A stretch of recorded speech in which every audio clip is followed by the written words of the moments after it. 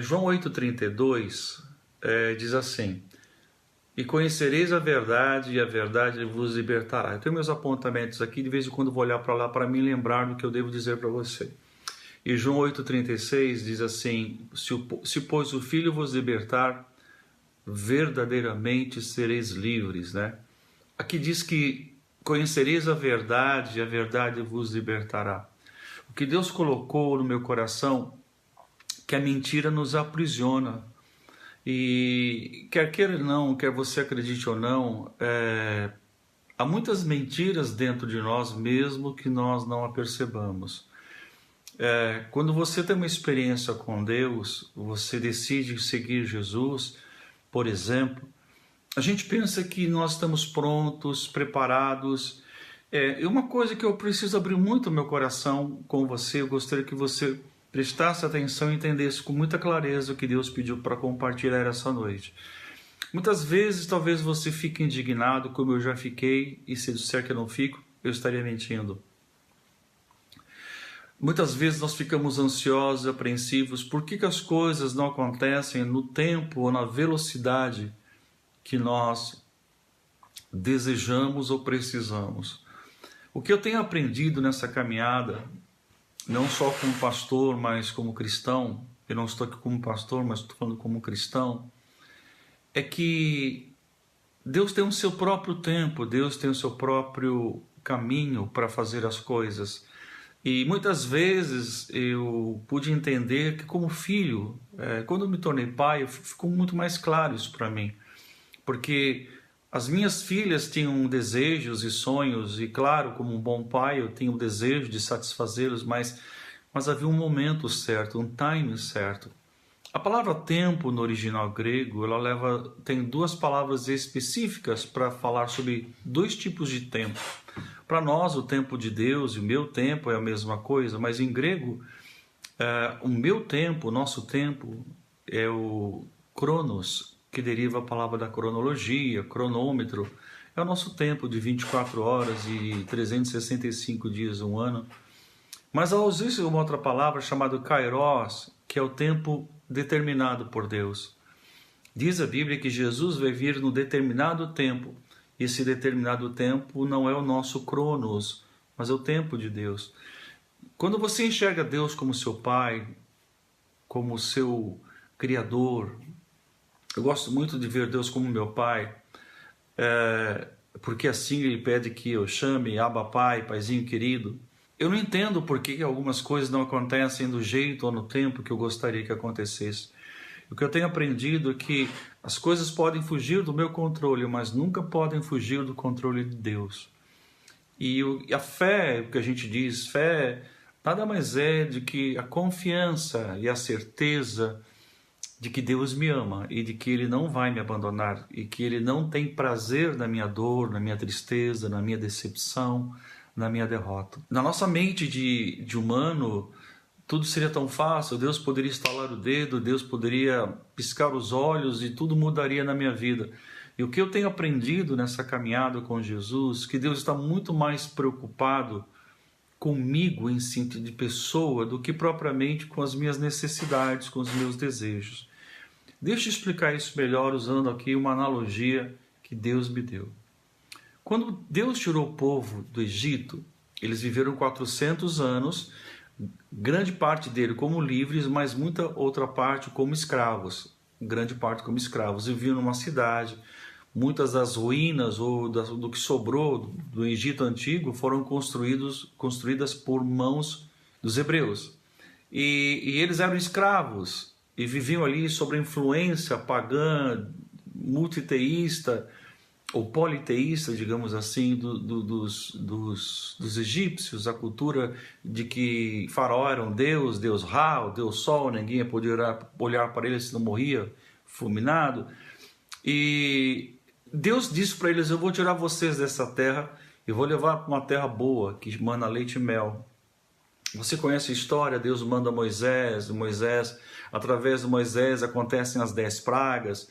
E o ponto principal aqui é que Deus tirou-os do Egito, mas a maior dificuldade de Deus não foi tirar eles do Egito, mas foi tirar o Egito de dentro deles. Deus nos tira do mundo, mas a maior dificuldade, digamos assim, o maior desafio de Deus é tirar o mundo de dentro da gente. E eu digo, por que isso? Porque aí nós nos convertemos, nos entregamos a Jesus, e a gente pensa assim, Deus, eu estou com um problema no meu casamento, por exemplo, estou com um problema com meus filhos, estou com um problema com a minha vida financeira, Deus, resolve minhas dívidas, resolve meu casamento, resolve meu namoro, meu noivado, resolve minha questão profissional. E o que a gente acha, eu também achava assim, e eu luto para não pensar dessa maneira, é que Deus, para muitos e para nós, parece um Deus da lâmpada mágica, que basta fazer uma campanha, basta fazer um jejum, basta fazer uma oração e cabum, tudo vai mudar.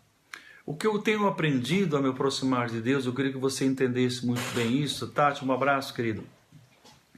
É que Ele não está só preocupado em suprir uma necessidade, mas Ele está preocupado em que eu não precise mais de um milagre de novo. Por exemplo, não é o caso, mas digamos que eu fosse um marido relapso, um marido infiel, um marido grosseiro, um marido estúpido, um pai omisso. Aí eu me converto, aí eu vou para a igreja, minha esposa está em casa, ela está ferida, está pensando em me abandonar, as minhas filhas têm medo de mim, não conversam comigo.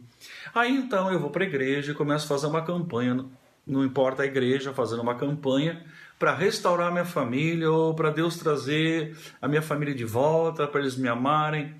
Não adianta só levar a fotografia para o pastor orar, não adianta só levar o nome no monte, não adianta isso, porque eu não quero dizer assim que não é importante, não me interprete mal, eu não estou dizendo que não é importante, é sim, a intercessão é muito importante por parte dos líderes, mas não é tudo, porque a maior parte compete a você, competiria a mim, tipo, do que adianta eu levar a foto da minha esposa, das minhas filhas para a igreja, pedir para orar, ungir a foto, eu cheguei em casa, também não estou ofendendo quem acredita nisso, trazer alguma coisa que eu ganhei na igreja, a título de unção, e trazer para dentro de casa, sei lá, se é rosa, se é sal, se seja o que for, fita, qualquer coisa, eu não estou aqui entrando no mérito.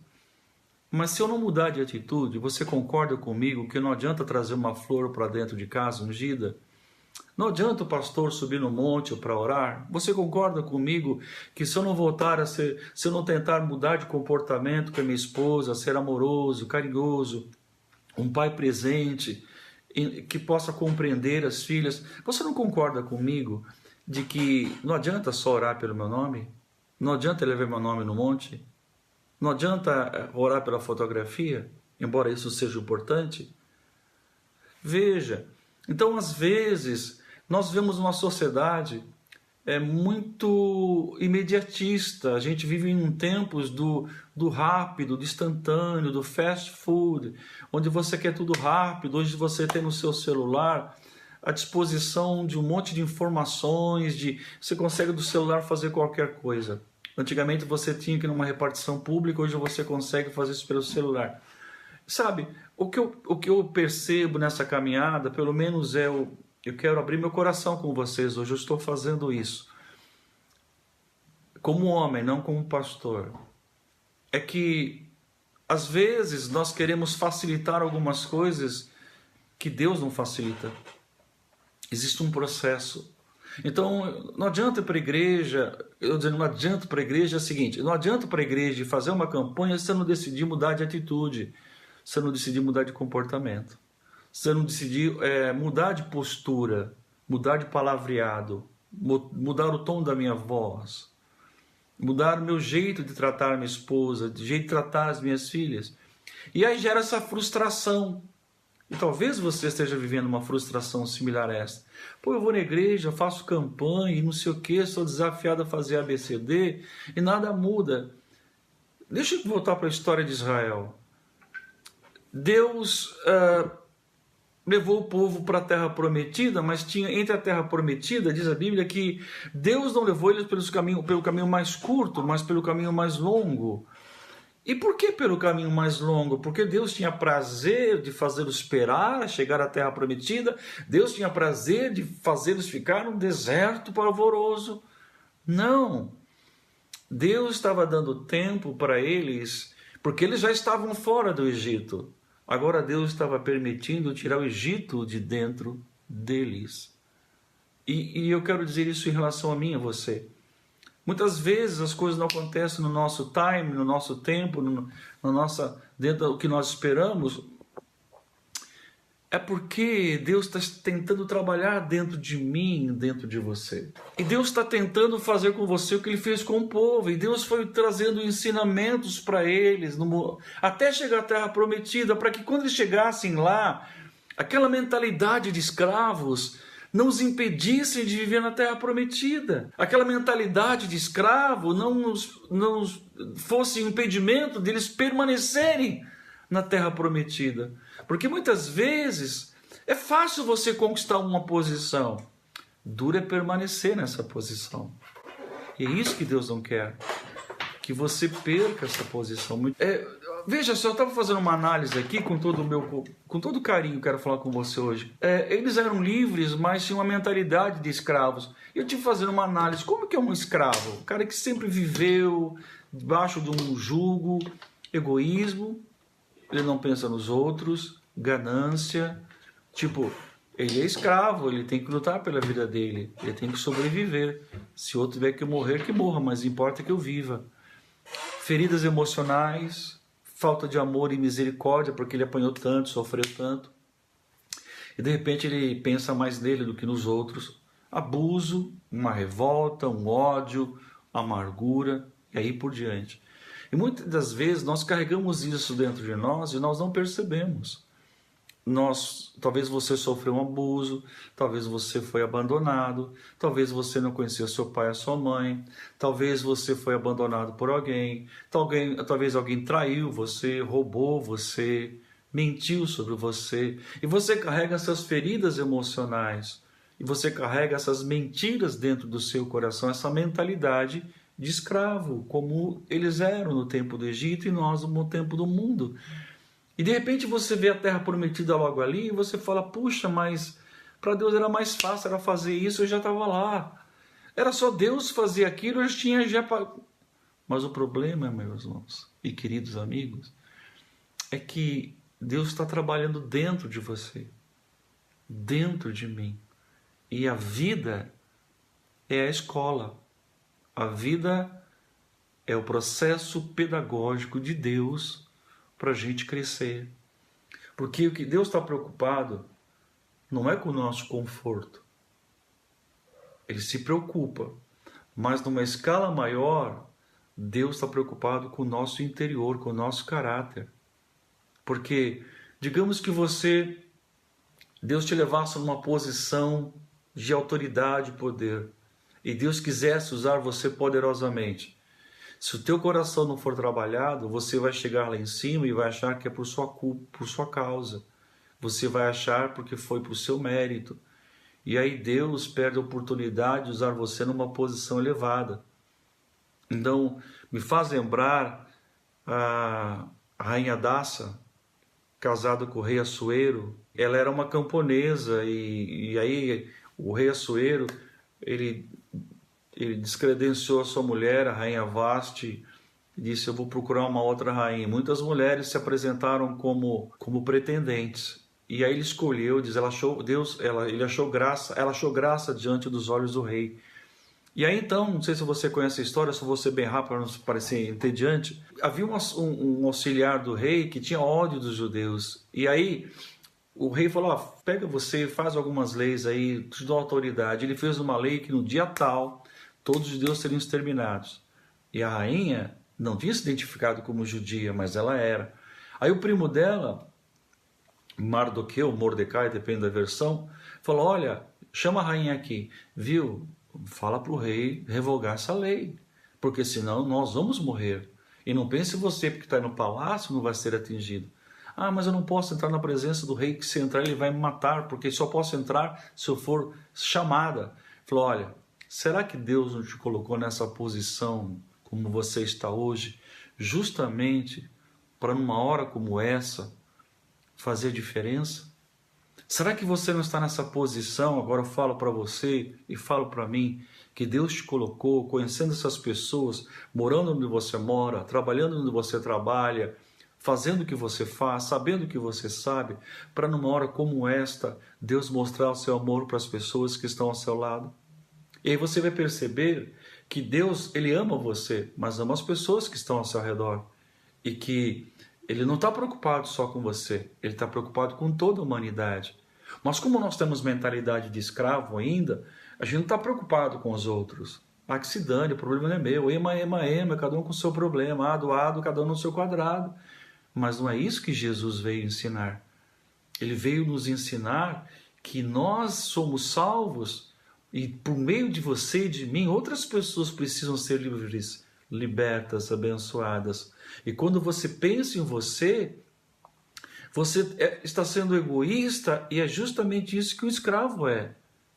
Egoísta. Ele não pensa nos outros, né? Então, Deus está trabalhando dentro de você em tudo que você está vivendo. Deus está mexendo dentro de você. E desculpa a expressão, talvez Deus esteja moendo você. Ou Ele não está fazendo Ele isso, entende? Não é a mão de Deus. Não é a mão de Deus. Deus não dá doença, Deus não faz você perder emprego, Deus não faz com que o seu casamento vá mal. Isso é papel do diabo, me desculpe. Mas Deus se aproveita dessas coisas, Deus se aproveita dos seus erros, Deus se aproveita dos erros dos outros, Deus aproveita dos levantes do inimigo contra você, dos problemas da vida. Ele se utiliza dessas situações para nos ensinar grandes lições. Eu não tenho dúvida alguma que Deus pode mudar a sua história hoje, nesse exato momento. Mas o que eu acredito também é que Ele está querendo trabalhar dentro de mim e dentro de você para tirar pensamentos errados e pôr pensamentos novos. Por isso que Ele diz: se o Filho vos libertar, verdadeiramente sereis livres. Se é uma condição. Hoje a nossa oração vai ser a seguinte: Deus, o que é que eu preciso mudar? Qual o meu comportamento? Qual é a minha postura? O meu jeito de falar, o meu jeito de olhar as pessoas, o jeito de me relacionar com os meus familiares. Volto a dizer, a oração é intercessória importante, você, a igreja, é importante, pelo amor de Deus, não me interprete errado. O que eu estou dizendo é que você não pode jogar nas costas dos outros a responsabilidade de fazer e processar as mudanças pessoais. Isso compete a mim e a você. E essas mudanças só irão acontecer, como diz Romanos 12:2, se nós mudarmos a nossa maneira de pensar. Enquanto eu achar que o mundo gira em torno de mim e que Deus existe para satisfazer as minhas necessidades, eu não vou conseguir chegar nessa terra prometida tão rápido como eu gostaria. Deu um exemplo clássico. Um pai tem um filho de 14 anos, ele tem estatura e quer uma moto, e o pai dá uma moto para um filho pré-adolescente. É uma responsabilidade. Ele pode ter tamanho, mas não tem cabeça, não tem maturidade e não está habilitado. Ah, mas ele dirige bem meu carro, mas ele não está habilitado. A lei não permite isso. E às vezes esse filho faz uma grande besteira porque ele não tem estrutura ainda. Esse pai é responsável. Deus não é irresponsável. Deus sabe o momento certo de agir na sua vida e de abençoar você. Eu vou falar uma história verídica que mudou a minha vida. É a história de duas meninas encontradas dentro de uma caverna de lobos na Índia.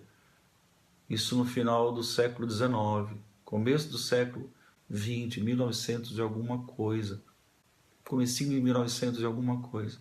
Na Índia, um pastor tinha um orfanato, encontrou duas meninas morando no meio dos lobos, sendo cuidado pelos lobos. Acredite nisso se você quiser. Se você tem dúvidas, procure o nome das duas meninas e você vai ver as fotos. Ramala, com H, e Kamala, com K. Essas duas meninas, uma tinha 8, acho que a outra tinha 1 ano e tal. E esse pastor pegou essas meninas e levou para o orfanato. Qual foi a primeira preocupação dele? Dar comida, cortar cabelo. Porque as meninas, pasmem, a mais velha uivava para a lua. Andava de 4 e comia com a boca, não usava a mão. Ela rosnava, ela não falava uma palavra sequer. Qual foi a preocupação dele? alimentá-las, dar banho, pôr uma roupa, satisfazer a necessidade básica. Mas o objetivo principal dele, sabe qual foi? Devolver a humanidade para elas, tirar o lobo de dentro delas.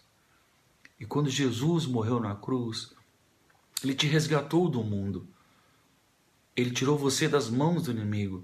E qual o desafio de Jesus? Não é tirar você das mãos do diabo. Não é tirar você do mundo. É tirar o mundo de dentro de você. A mentalidade, o comportamento, a postura. E para isso, quais são as ferramentas que Deus tem? A vida. A vida é a escola.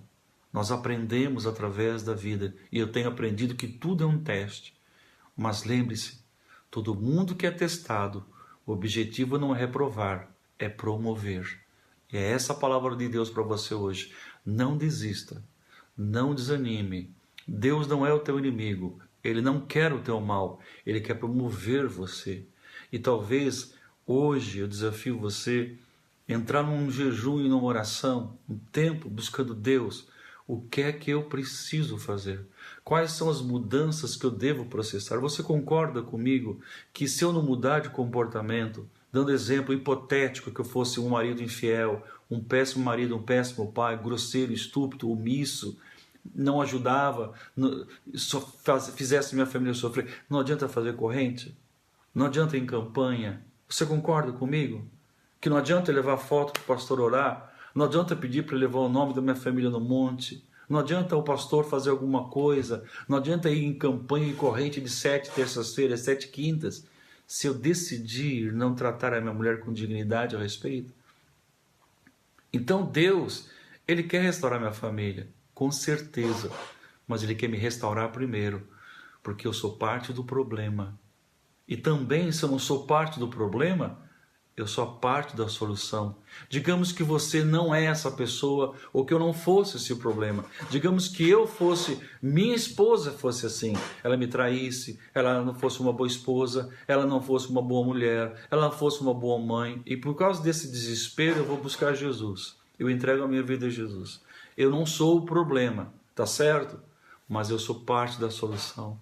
Mesmo assim, não adianta a pessoa ir lá levar um nome no monte, eu orar, fazer campanha, se eu não decidir perdoar a minha esposa, se eu não decidir dar uma chance para ela, se eu não decidir amá-la e profetizar sobre a vida dela, dizendo essa mulher é uma mulher de Deus, e olhar para ela como Jesus olha, e falar dela como Jesus diz.